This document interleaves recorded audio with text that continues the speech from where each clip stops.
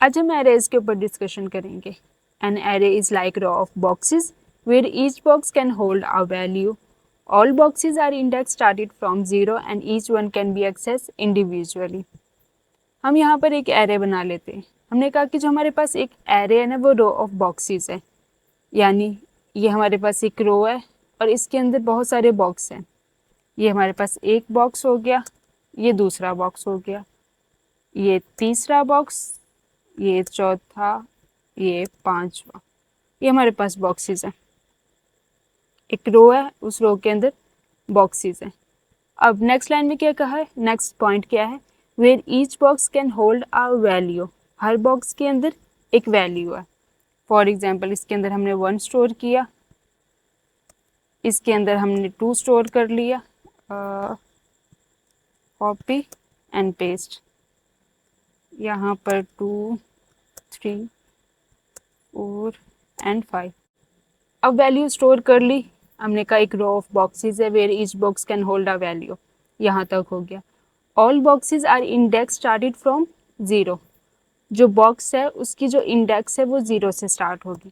इस बात से क्या साबित हुआ कि अगर हमारे पास 6 वैल्यूज़ हैं एक हमारे पास एरे में, तो जो उसकी इंडेक्स होगी वो 5 तक चलेगी, क्योंकि हमने कहा है कि जो हमारी इंडेक्स है वो 0 से स्टार्ट होती है, 1 से स्टार्ट नहीं होती, हमेशा 0 से इंडेक्स स्टार्ट होगी हमारे पास। अब हमने कहा and each one can be access individually. अब हम इस इंडेक्स के थ्रू इनमें से किसी भी वैल्यू को एक्सेस कर सकते हैं। नेक्स्ट पॉइंट है हमारे पास डिक्लेयरिंग एंड इनिशियलाइजिंग एरे। हम एरे को डिक्लेयर और इनिशियलाइज कैसे करते हैं। एरेज का सिंटेक्स बहुत ही ज़्यादा सिंपल है। हमने वेरिएबल की टाइप बतानी है कि अगर हमारे पास इंटीजर वेरिएबल है, एक इंट टाइप का वेरिएबल होगा। अब उस वेरिएबल का नाम देना है, जैसे हम इस केस में उसको एरे कह देते हैं। अब स्क्वायर ब्रैकेट्स यूज़ करेंगे हम एरे के लिए, हम हमेशा स्क्वायर ब्रैकेट यूज़ करते हैं और उसके अंदर लिखते हैं कि हमें एक एरे के अंदर कितनी वैल्यूज़ आनी चाहिए। हमने उसका साइज़ यहाँ पर डिफाइन किया, ये इसकी डिक्लेरेशन है। यहाँ पर हमने बता दिया कि एक एरे है, उसमें 5 एलिमेंट्स आने चाहिए। अब इनिशियलाइज कैसे करेंगे, इसी को लिया और इनिशियलाइजेशन में सिंपल हम उसमें वैल्यूज़ इंसर्ट कर देंगे।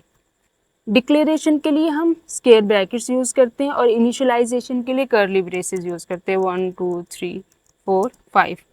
अब ये 5 एलिमेंट्स इस एरे के अंदर रखवा दिया हमने। ये सिंपल सिंटैक्स है इसकी डिक्लेरेशन का एंड इनिशियलाइजेशन का।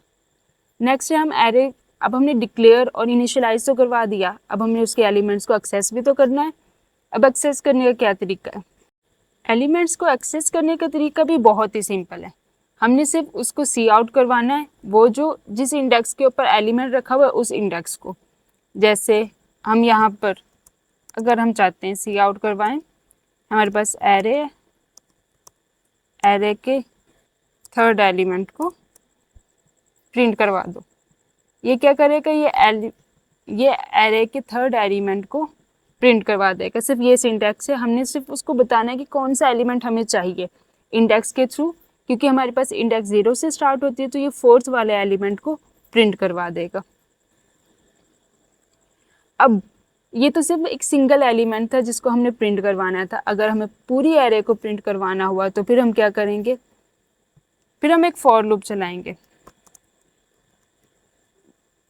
एक वेरिएबल डिक्लेयर किया जिसको आई कह दिया, 0 से स्टार्ट होगा ये वेरिएबल। देन हमने बताना है कहाँ तक चलाना है, क्योंकि हमारे पास जो एरे है उसमें 5 एलिमेंट है, तो जो हमारा आई है वो लेस देन और इक्वल टू होगा 5 के। देन आई में इंक्रीमेंट कर दो। ये हमारे पास थी एक फॉर लूप जो हमने यूज़ की कि हमने एरे के सारे एलिमेंट्स को प्रिंट करवाना है तो हम फॉर लूप यूज़ करेंगे। अब सिंपल हमने करना है सी आउट करवा दो आई को, ये आई को प्रिंट करवा देगा। सिंपल सिंटैक्स है हमारे पास एरे के सारे एलिमेंट्स को प्रिंट करवाने के लिए। नेक्स्ट है हमारे पास कि हमारे पास एरे सिर्फ 1 डायमेंशन नहीं होती, ऊपर हमने बात की सिर्फ 1 डायमेंशन एरे की, हमारे पास मल्टी डायमेंशन एरेज भी होती हैं। अब मल्टी डायमेंशन एरेज का मतलब क्या है कि हमारे पास जो एरेज है वो 2D या 3D हैं, 2D या 3D एरेज है हमारे पास। अब अगर हम 2D एरे की बात करें तो हम क्या कह सकते हैं, जैसे हमारे पास हमने यहाँ सिंपल एरे को हमने प्रिंट करके देखा, ऐसे ही हम 2D एरेज को डील करके देखते हैं। अब 2D एरे का सिंटैक्स क्या है, हमने एक मैट्रिक्स ले लेते हैं, मैट्रिक्स नाम से वेरिएबल बनाया, जिसको हमने वैल्यू दी कि हमारे पास जो एरे है ना वो 2/3 मैट्रिक्स ही होगी, 2/3 की।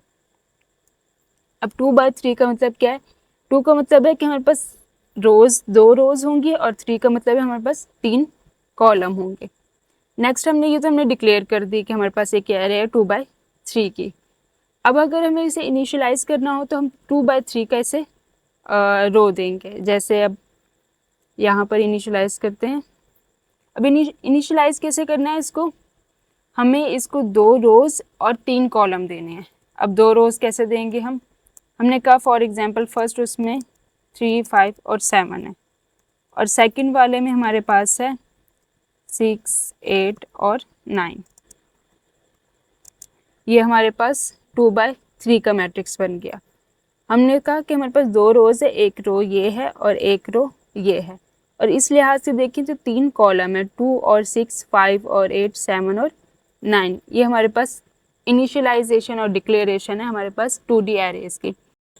आज के लेक्चर के लिए इतना ही। अगर आपको ये लेक्चर पसंद आया तो वीडियो को लाइक करें, चैनल को सब्सक्राइब करें और बेल आइकन पे प्रेस करें ताकि तमाम लेटेस्ट नोटिफिकेशंस आपको मिलती रहें। सी यू सून।